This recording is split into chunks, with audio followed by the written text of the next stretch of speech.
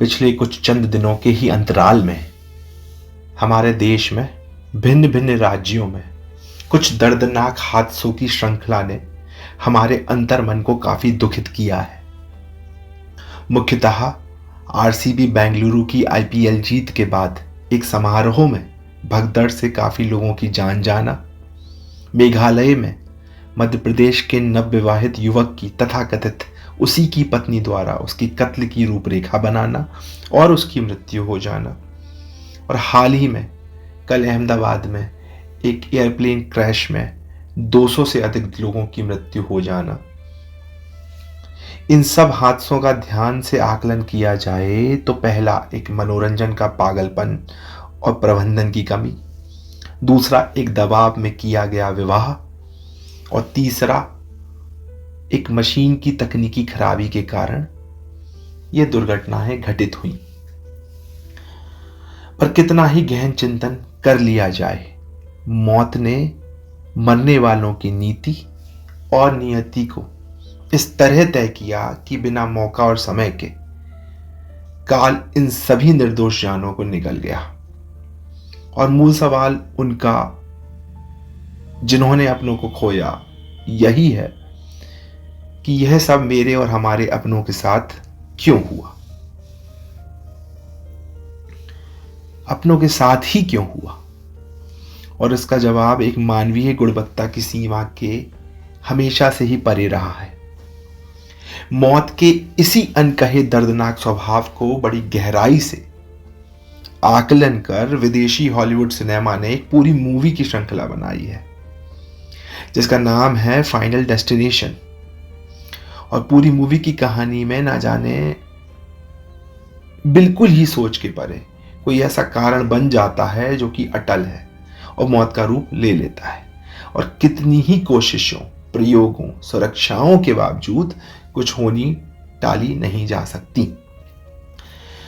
पर दुर्भाग्य यह है कि इन सभी हादसों का, कारणों का, कर्मों का, जीवन के सीमित समय का, मृत्यु के अनकहे ऐलान का बोध होते हुए भी हम अभी भी अपने अहम से, अपने अहंकार से और हर तुच्छ मानसिकता से दूर नहीं होना चाहते। हमें तब तक असर होता है जब तक हमारा अपना कोई खोता है, और उसके बावजूद भी वो असर कुछ फिर छोटी विचारधाराओं की दवाई से बेअसर हो ही जाता है। कितना ही हम मौत के करीब से मौत को देख लें, जब तक स्वयं की नहीं आती हम अपने को अमर या कम से कम 100 साल जीने वाला मानकर संचय, व्यवहार, व्यापार की क्रिया प्रतिक्रिया में ऐसे लगे रहते हैं कि जैसे मौत के साथ पूरा सामान हमारे साथ ऊपर जाना हो। इसका मतलब यह नहीं कि हमें सब कुछ दान कर देना चाहिए या कोई पैसे बनाने वाला कार्य नहीं करना चाहिए, यह तो बेवकूफ़ी होगी। परंतु एक ठहराव जरूरी है जहां हमें बाकी पहलुओं का भी एक सामंजस्य बनाना जरूरी है। हम भारतीय मानसिकता के परिवार अधिकतम पूरी जिंदगी मोह के इर्द गिर्द काटते हैं। स्कूल में अव्वल आने का मोह, कॉलेज में नौकरी का मोह, कॉलेज के बाद धन अर्जित करने का मोह, फिर हम सफ़र पाने का मोह, फिर बच्चों का मोह, फिर बुजुर्ग माँ बाप का मोह, और फिर बच्चों की शादी का, उनको सेटल करने का, उनको बहुत सारी ज़मीन जायदाद देके जाने का मोह।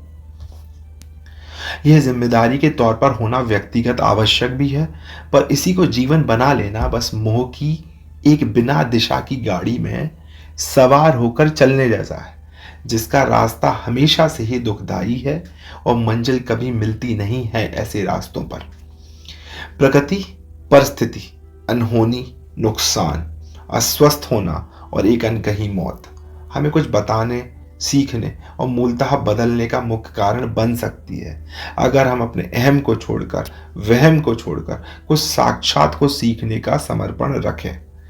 जाने वाले को कभी वापस नहीं बुलाया जा सकता, और ऐसे ही हम भी वापस नहीं आएंगे जाने के बाद।